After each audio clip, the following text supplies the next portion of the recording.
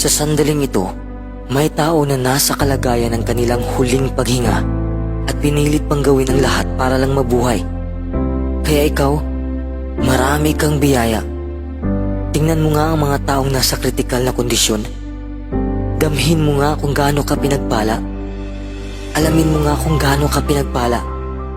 Sigaw mo, ako ay pinagpala. Ako ay pinagpala. Salamat sa mga binigay mo, Diyos. Magtiwala ka na lahat ay gagana para sa'yo. Siguro hindi man katulad ang resulta sa pinlano mo, ngunit nakakapagpabago naman ang kaluluwa mo. Magtiwala ka na lahat ng hinihiling mo ay mapapasayo. Darating ito sa perpektong oras. Darating ito kapag handa ka nang tanggapin ito. Hindi mo makakamit ang gusto mo kung wala kang tiwala sa sarili mo. Huwag kang mabahala. Always trust God's perfect process. Maging positibo ka lang palagi kahit hindi mo pa nakikita ang bunga ng iyong pagsisikap. Keep watering your dreams. Damhin mo na para bang nakamit mo na ang gusto mo. Damhin mo kung ano ang tunay na pakiramdam na wala ka nang mahihiling pa. That's what we are all seeking. The feeling that we have it all. And we do have it all. It's all inside of us.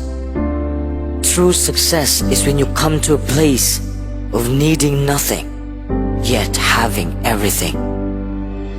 Minsan hindi natin makakamit ang gusto natin. Minsan hindi natin makukuha sa inaasahan nating oras.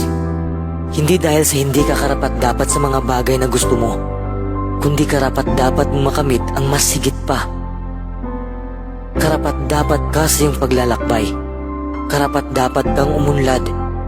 Maniwala ka lang na lahat ay gagana para sa'yo. Sa tamang panahon, huwag kang sumuko kung nahihirapan kang abutin ang pangarap mo. Lahat ng mahihirap na pagsubok ay malalampasan mo. It will pass. Just keep moving forward. Kung susuko ka, talo ka. Kung kakayanin mo, magtatagumpay ka.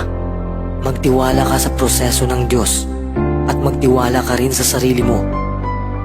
I believe everything will work out for me. I believe that I deserve everything. I believe that God will always help me. I know that all hardships will pass. Challenges make me strong.